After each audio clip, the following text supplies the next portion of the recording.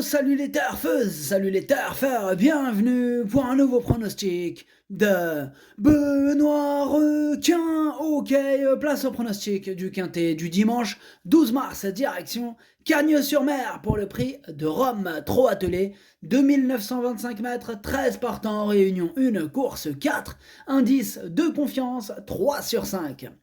Petit retour sur les quintets du vendredi 10 et du samedi 11 mars. Vendredi, dans mon pronostic, je vous ai donné le tiercé en 5 chevaux. Et samedi, c'est le 12 qui a joué les troubles fêtes. Ok, c'est parti, on commence le pronostic et on commence avec le numéro 1, Spartak Face. Et on écoute l'entraîneur David Signé. Spartak Face a été drivé un peu trop offensivement les dernières fois. Il va courir le long du rail et va essayer de prendre un petit chèque en cas de défaillance des favoris, vu qu'il est brave.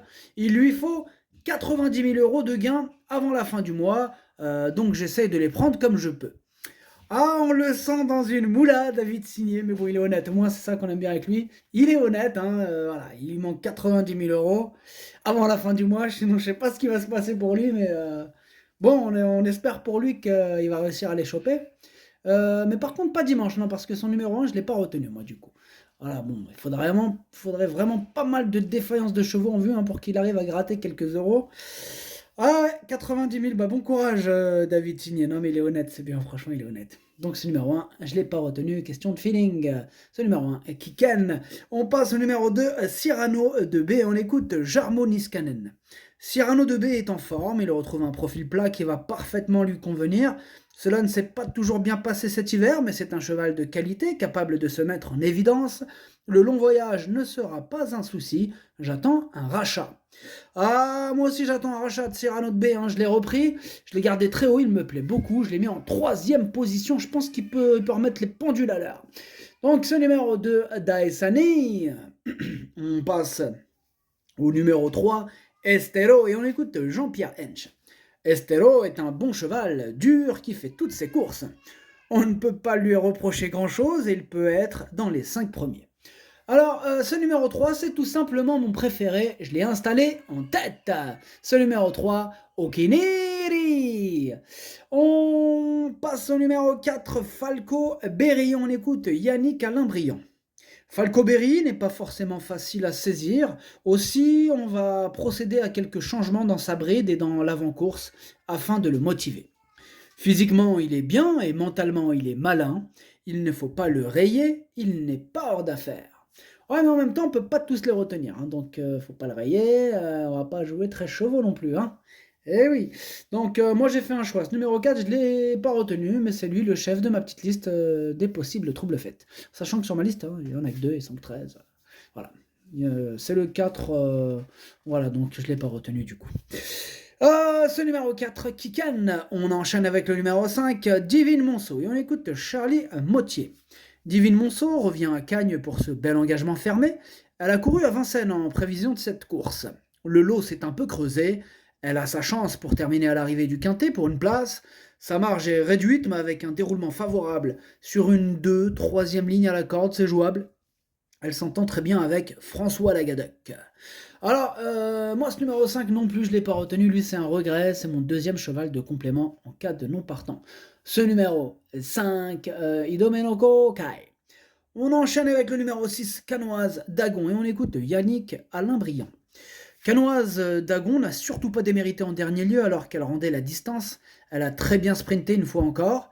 Elle a ses gains, mais a toujours envie de se donner. C'est rare. Elle aurait pu poursuivre après le 31 mars. Ici, elle n'a pas la distance à rendre. Si la course, si la course ne se joue pas dans le tournant final, elle est capable de disputer le podium à nouveau. Alors, ce numéro 6, moi je l'ai retenu, mais plutôt en bout de combinaison. Ce numéro 6, Nanaï. Ouais, c'est ça, Nanaï. On enchaîne avec le numéro 7, El Presidente, et on écoute Jean-Marie Roubaud. El Presidente a progressivement reculé après un bon départ dernièrement. Il a bien fini, mais c'était trop compliqué de revenir. Physiquement, il est en forme, il est dans ses gains désormais, cela se complique, ce sera une question de parcours. On ne va pas trop chercher à le démarrer et plutôt venir en phase finale. Ainsi, il peut disputer l'arrivée, mais plutôt une petite place que la victoire. Moi, ce numéro 7 non plus, je ne l'ai pas retenu. Lui, c'est mon gros regret, c'est mon cheval de complément en cas de non partant. Ce numéro 7, Kokai. On passe au numéro 8, Eberton. Et on n'aura pas les commentaires de l'entraîneur, hein, c'est normal, c'est Junior Golpa. Jamais vous l'entendrez, lui, c'est pas une question de pêche. Lui, c'est hallucinant. D'ailleurs, est-ce que vous avez vu? Maintenant, on peut mettre une pastille à vert, orange, rouge. Si on met du vert, c'est que il est super chaud pour que le cheval il soit au moins dans les 3 premières places. Alors lui, Golpa, pendant un moment, il mettait que des rouges. Ok. Ensuite, il est passé à que des oranges. Et là, il s'éclate. Maintenant, c'est que des vertes. Donc là, vous allez voir, il va nous mettre que des vertes. Est-ce que pendant un quintet, deux quintets, trois quintets, ou je sais pas s'il fait chaque quintet à sa sauce, mais voilà, lui, il a à aucunement, il s'en sert par rapport à la vie qu'il donne. Hein. C'est juste que lui, il fait ça, il s'éclate, quoi. Il fait ça au hasard. Enfin bref. Voilà. Donc, c'est pas très cool, ça, c'est clair. Parce que du coup, c'est vraiment influencer les parieurs. Ce qui se trompe en fait. Ouais. Non mais franchement il est. J'arrive pas à le comprendre moi, Junior Golpa, ouais. On va lui demander des explications de ces quatre en face à face. Ça sera mieux. On va le choper sur l'hippodrome. Bref, alors ce numéro 8, du coup, c'est l'un de mes préférés, je l'ai mis en deuxième position. Ce numéro 8, Watashi no Nibame no Okiniri. On passe au numéro 9, Esperanzo, et on écoute David Beckert. Esperanzo est vraiment bien le matin, au travail et a de la fraîcheur, car il n'avait pas de bons engagements ces derniers temps à Cagnes. C'est une question de déroulement de course, mais il est capable de faire un bout devant, comme d'attendre, et je le vois à l'arrivée du quintet. Alors ce numéro 9, moi je l'ai retenu, il me plaît bien, je l'ai mis en 5e position. Ce numéro 9, Doi. On passe au numéro 10, Ingo, et on écoute Christopher Eriksson.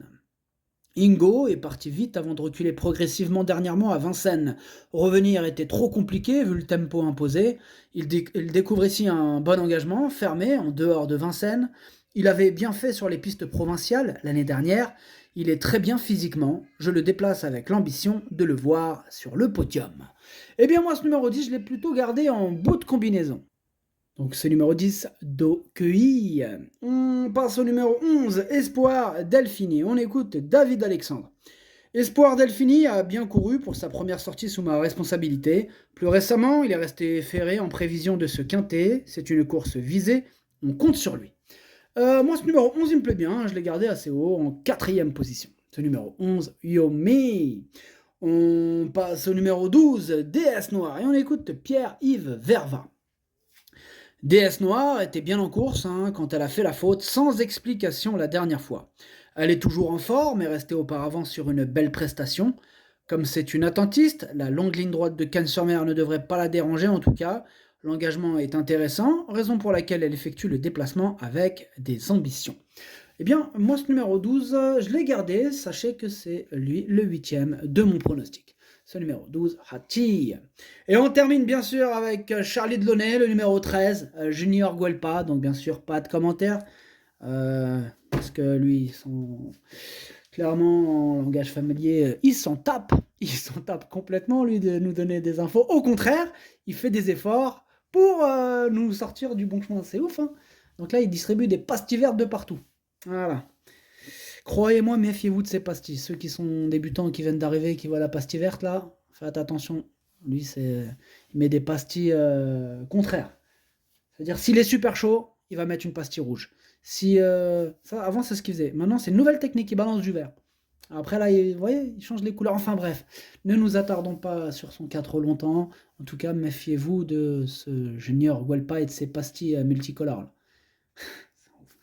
Bref, alors, ce numéro 13, du coup, moi, je ne l'ai pas retenu, mais c'est le... Voilà, sans un petit regret, voilà. Question de feeling pour les amateurs de champ réduit, en cas de défaillance. Ce numéro 13, Kiken. Le pronostic, ça donne 3, 8, 2, 11, 9, 10, 6. Merci d'avoir suivi cette vidéo. N'hésitez pas à mettre un pouce bleu si la vidéo vous a plu. Vous aidez ainsi grandement la chaîne. Pour accéder à tous mes tickets pour la course du quintet, rendez-vous directement en description de la vidéo. À jouer avec modération. Bonne chance. Chopez-le-moi. Ciao.